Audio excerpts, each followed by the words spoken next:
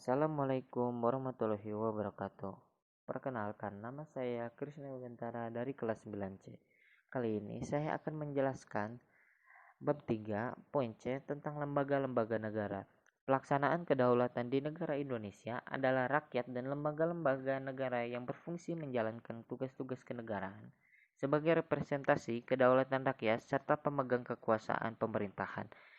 Lembaga-lembaga tersebut yaitu 1. Majelis Permusyawaratan Rakyat MPR, 2. Presiden, 3.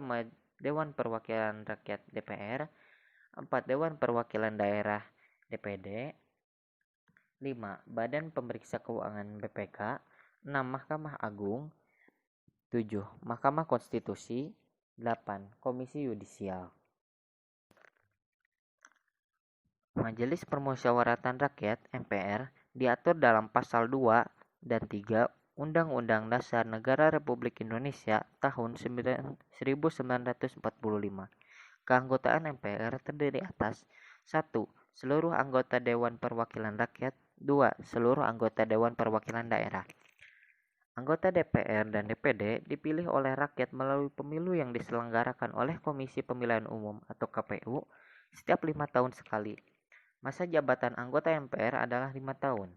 Dalam melaksanakan tugasnya, MPR bersidang sedikitnya sekali dalam 5 tahun di ibu kota.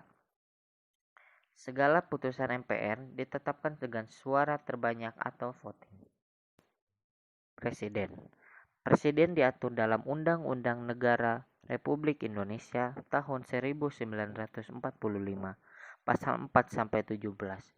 Pasal 4 ayat 1 Undang-Undang Negara Republik Indonesia tahun 1945 menyatakan bahwa Presiden Republik Indonesia memegang kekuasaan pemerintahan menurut Undang-Undang Dasar. Kemudian, dalam pasal 7 dinyatakan bahwa Presiden dan Wakil Presiden memangku jabatannya selama masa 5 tahun dan sesudahnya dapat dipilih kembali dalam jabatan yang sama hanya untuk 1 kali masa jabatan sebagai kepala negara dan kepala pemerintahan. 3. Dewan Perwakilan Rakyat atau DPR. Dewan Perwakilan Rakyat merupakan lembaga negara yang berfungsi sebagai penyalur aspirasi rakyat yang berkedudukan di tingkat pusat dan DPRD provinsi yang berkedudukan di provinsi serta DPRD kabupaten atau kota yang berkedudukan di kabupaten atau kota. Lembaga ini beranggotakan para wakil dari partai politik yang dipilih melalui pemilihan umum. Masa jabatan keanggotaan DPR adalah 5 tahun. Seluruh anggota DPR secara otomatis menjadi anggota MPR.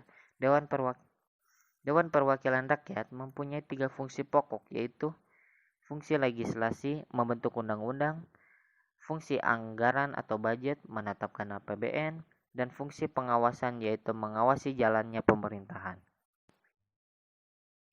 4. Dewan Perwakilan Daerah. DPD atau Dewan Perwakilan Daerah merupakan bagian dari keanggotaan MPR yang dipilih melalui pemilihan umum dari setiap provinsi. Pasal 2 ayat 1 dan pasal 22C ayat 1 Undang-Undang Dasar 1945 hasil amandemen. DPD merupakan wakil-wakil provinsi. Oleh karena itu, anggota DPD mendomisili di daerah pemilihannya dan selama bersidang bertempat tinggal di ibu kota negara Republik Indonesia.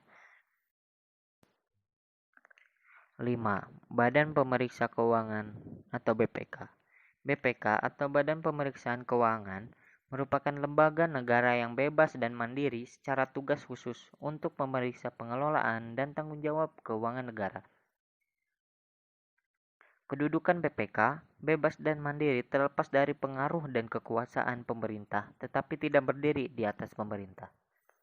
BPK bertugas mengawasi apakah kebijakan dan arah keuangan negara yang dilaksanakan pemerintah sesuai dengan tujuan dan dilaksanakan dengan tertib.